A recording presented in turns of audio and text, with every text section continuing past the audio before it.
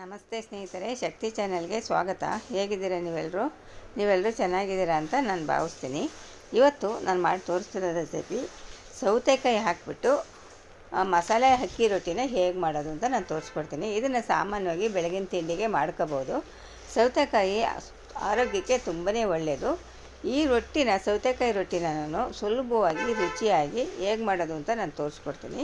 ಹೊಸದಾಗಿ ಯಾರು ನನ್ನ ಚಾನಲ್ನ ನೋಡ್ತಿದ್ದೀರಾ ಸಬ್ಸ್ಕ್ರೈಬ್ ಮಾಡ್ಕೊಂಡು ನೋಡಿರಿ.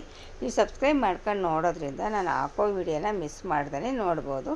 ಈಗ ನಾನು ಸೌತೆಕಾಯಿ ಅಕ್ಕಿ ರೊಟ್ಟಿನ ಹೇಗೆ ಮಾಡೋದು ಅಂತ ತೋರಿಸ್ಕೊಡ್ತೀನಿ. ಒಂದು ಬಟ್ಲು ನಾನು ಅಕ್ಕಿ ಹಿಟ್ಟನ್ನ ತೊಗೊಂಡಿದ್ದೀನಿ, ಒಂದು ಸೌತೆಕಾಯಿ ತೊಗೊಂಡಿದ್ದೀನಿ.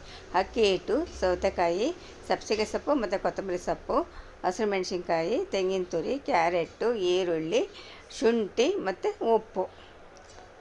ಈಗ ನಾನು ನೀರನ್ನ ಕಾಯೋದಕ್ಕಿಟ್ಟಿದ್ದೀನಿ. ಬಿಸಿನೀರನ್ನ ಹಾಕಿ ಕಲಿಸ್ಬೇಕು.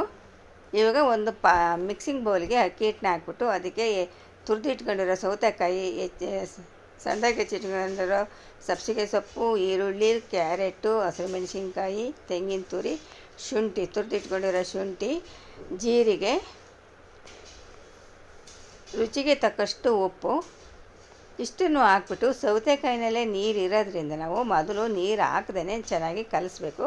ನೀರು ಜಾಸ್ತಿ ಇಡ್ಸಲ್ಲ, ಸ್ವಲ್ಪ ನೀರು ಹಾಕಿದರೆ ಸಾಕು. ಸೌತೆಕಾಯಿ ನೀರು ಬಿಟ್ಕೊಳುತ್ತೆ. ಇವಾಗ ನಾನು ಕಾಯಿಸಿಟ್ಕೊಂಡಿದ್ನೆಲ್ಲ ಬಿಸಿನೀರನ್ನ ಅದನ್ನು ಸ್ವಲ್ಪನೇ ಹಾಕಿಬಿಟ್ಟು ಚೆನ್ನಾಗಿ ಕಲಿಸ್ಬೇಕು.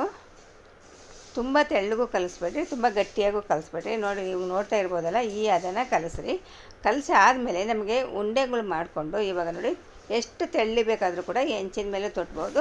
ಇಲ್ಲ ನೀವು ಪ್ಲ್ಯಾಸ್ಟಿಕ್ ಕವರ್ ಮೇಲೆ ಕೂಡ ತೊಟ್ಟಿ ಹೆಂಚಿನ ಮೇಲೆ ಹಾಕ್ಬೋದು. ಈಗ ನಾನು ಹೆಂಚಿನ ಮೇಲೆ ತೊಟ್ತಾಯಿದ್ದೀನಿ. ತೊಟ್ಟಿ ಆದಮೇಲೆ ಮಧ್ಯೆ ಸ್ವಲ್ಪ ತೂತು ಮಾಡಿಬಿಟ್ಟು ಸುತ್ತ ಎಣ್ಣೆ ಹೋಗ್ಬೇಕಲ್ವ, ಅದಕ್ಕೆ ಸುತ್ತ ಎಣ್ಣೆ ಹಾಕ್ತೀನಿ ಮತ್ತು ಮಧ್ಯೆ ಕೂಡ ಎಣ್ಣೆ ಹಾಕ್ತೀನಿ. ಎಣ್ಣೆ ಹಾಕಾದ್ಮೇಲೆ ನಾನು ಒಲೆ ಮೇಲೆ ಇಟ್ಬಿಟ್ಟು ಮುಚ್ಚಿಬಿಟ್ಟು ಇದನ್ನು ಒಂದೇ ಕಡೆ ಬೇಯಿಸೋದು, ಎರಡೂ ಕಡೆ ಬೇಯಿಸಲ್ಲ. ನೋಡಿರಿ, ರೆಡಿ ಆಯಿತು. ಸೌತೆಕಾಯಿ ಅಕ್ಕಿ ರೊಟ್ಟಿ ರೆಡಿ ಆಯಿತು. ನೋಡಿದ್ರಲ್ವ ಎಷ್ಟು ಸುಲಭವಾಗಿ ಬೇಗ ಕೂಡ ಮಾಡ್ಬೋದು, ರುಚಿ ಅಷ್ಟೇ ಚೆನ್ನಾಗಿರುತ್ತೆ.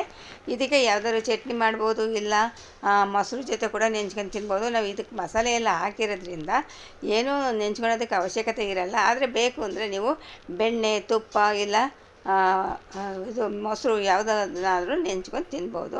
ತುಂಬಾ ಚೆನ್ನಾಗಿರುತ್ತೆ. ಈ ವಿಡಿಯೋ ನಿಮಗೆ ಇಷ್ಟ ಆದರೆ ಒಂದು ಲೈಕ್ ಕೊಡಿ, ಶೇರ್ ಮಾಡಿ, ನನ್ನ ಚಾನಲ್ಗೆ ಸಬ್ಸ್ಕ್ರೈಬ್